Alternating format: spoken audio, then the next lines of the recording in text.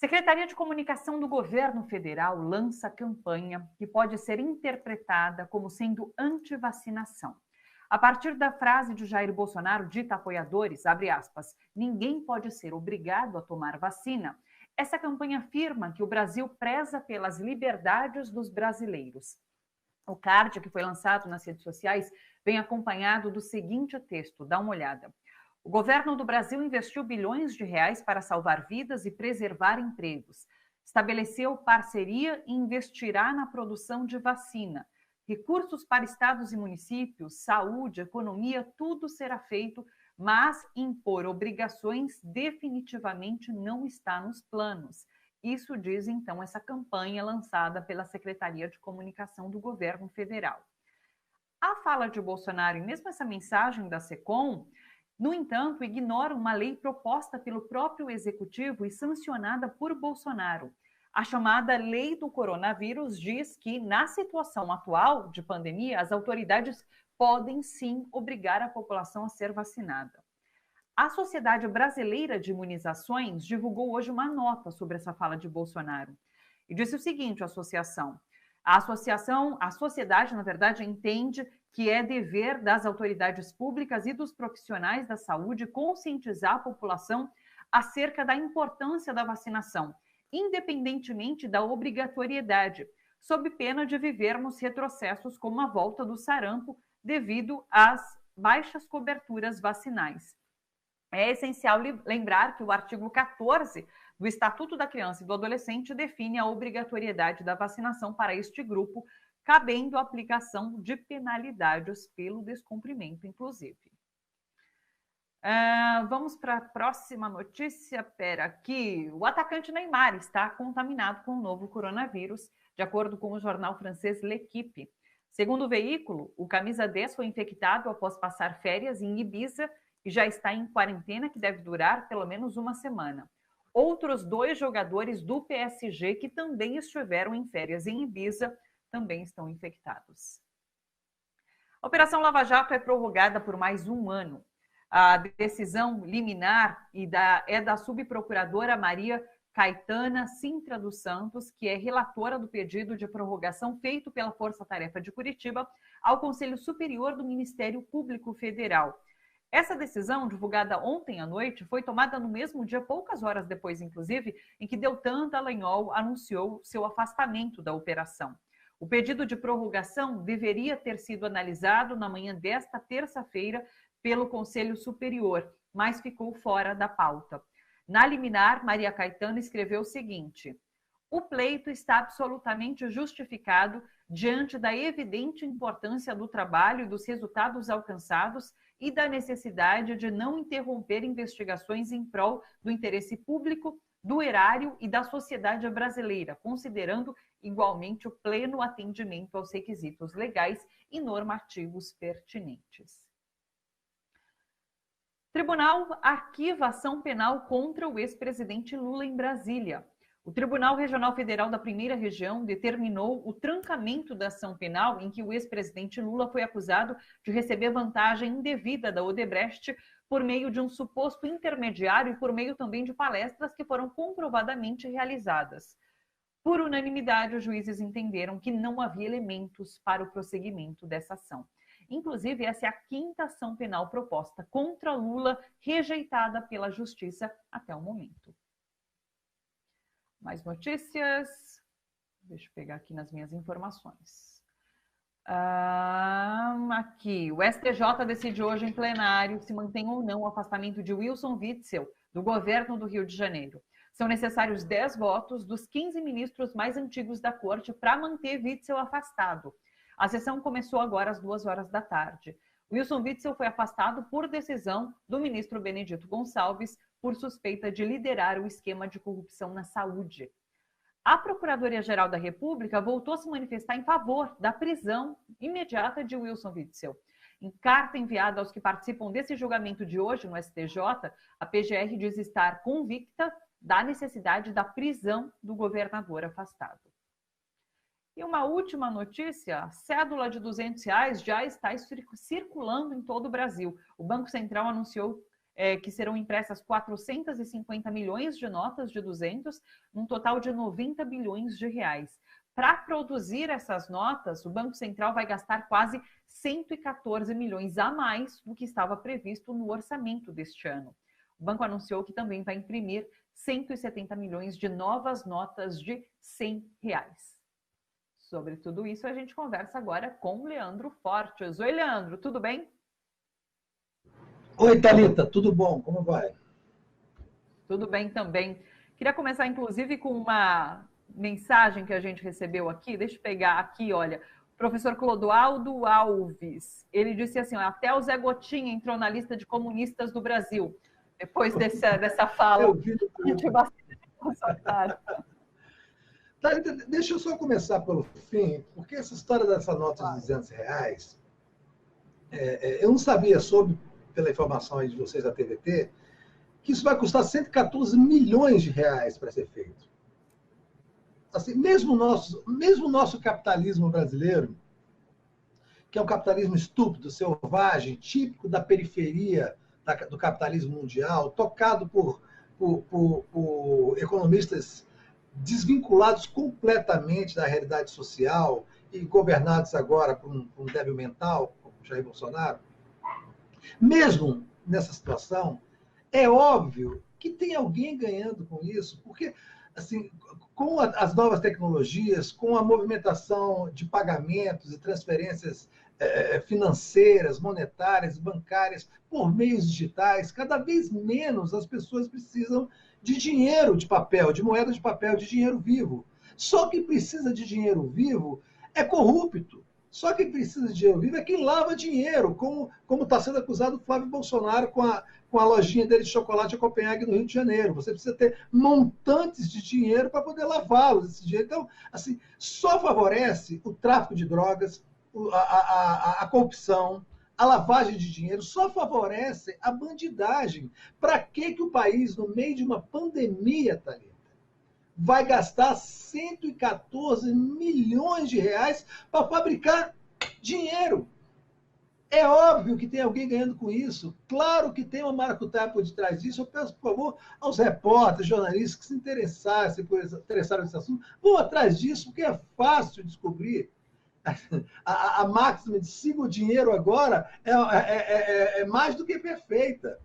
Porque é claro que é um absurdo, no meio da pandemia, né, a gente está pagando dos cofres públicos da Casa da Moeda 114 milhões de reais para produzir notas de R$ 200. Para quem? Para quê?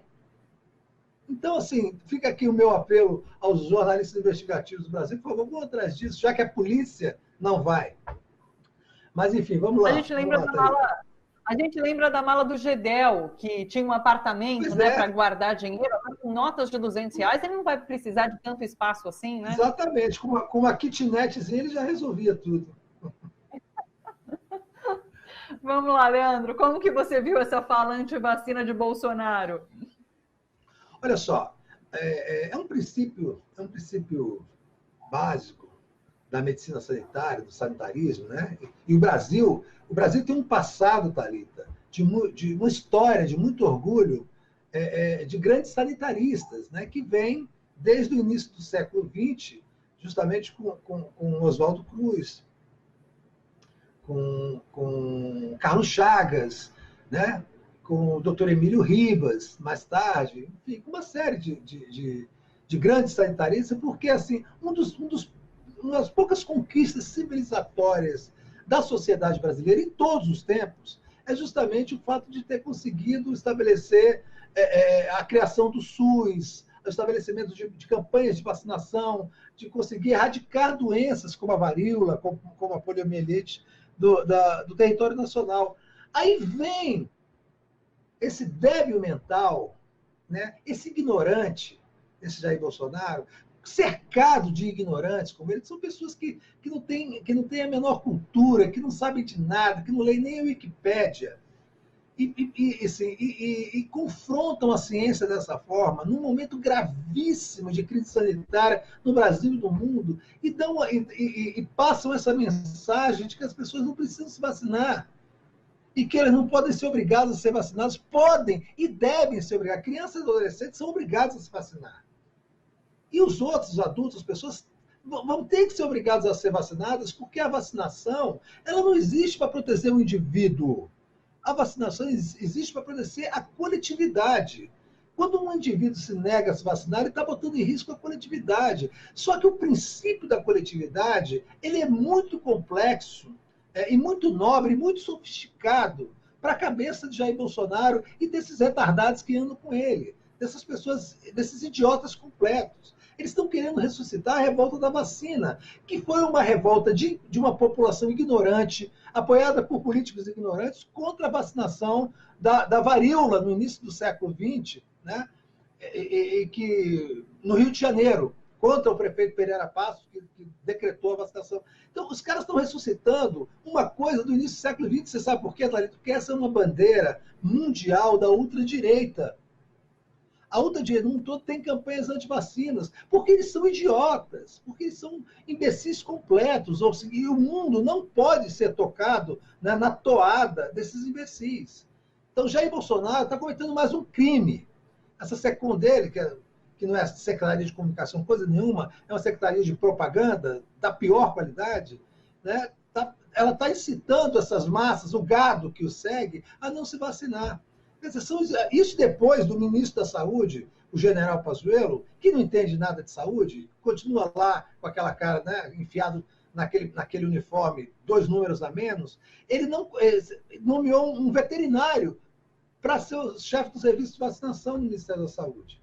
Nada contra os veterinários, eu adoro os veterinários, eu amo bichos, amo animais, eu gostaria de ter sido veterinário, inclusive, acho.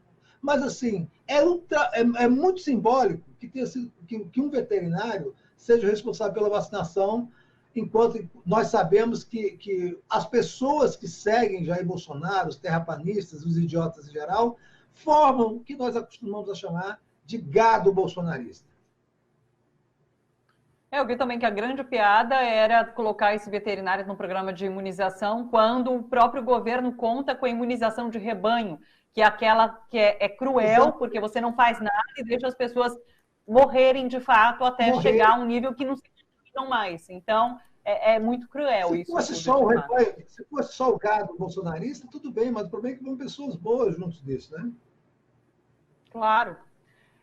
Última notícia, na verdade é uma notícia de ontem, mas eu queria te ouvir sobre isso, a saída de Deltan Dallagnol da Força Tarefa de Curitiba, da Lava Jato.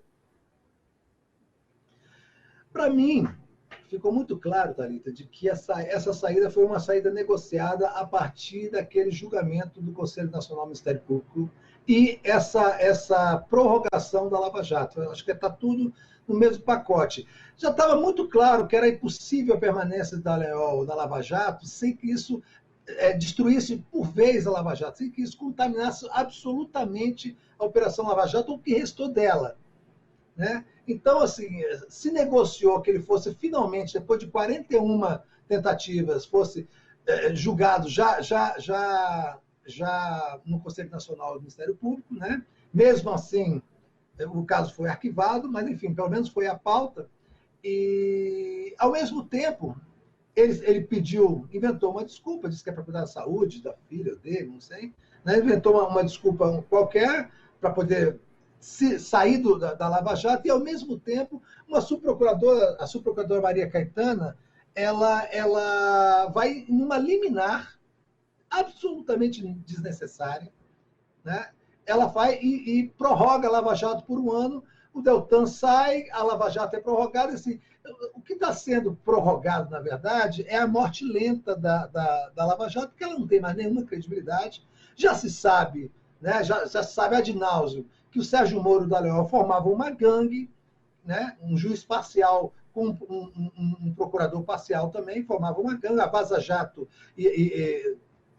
aquelas mensagens de Telegram que foram liberadas pelo Intercept Brasil mostram muito claramente que havia um conluio, que aquilo não era justiça, que aquilo não era uma atividade de magistratura, nem muito menos de Ministério Público, era uma gangue que trabalhava contra o Estado de Direito, subordinada a interesses internacionais, inclusive ao FBI, a Polícia Federal Americana, que destruiu a economia brasileira, destruiu a indústria naval, destruiu a indústria pesada, jogou milhares de brasileiros no desemprego, afundou a economia e criou o ambiente para o neofascismo se instalar no país com a eleição de Jair Bolsonaro. Então, assim, essa decrepitude é que decretou a saída de Dallagnol do Ministério Público, e essa subprocuradora, né, numa ação certamente combinada dentro do Ministério Público, fez essa prorrogação assodada, né, porque isso ia ser votado pelo Conselho Superior do Ministério Público, não foi sequer apreciado,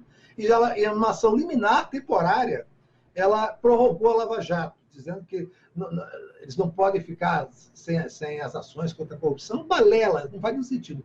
Esse Conselho Superior do Ministério Público, assim, porque as pessoas também não são instruídas, né, por várias razões, sobre como funcionam essas coisas no Brasil.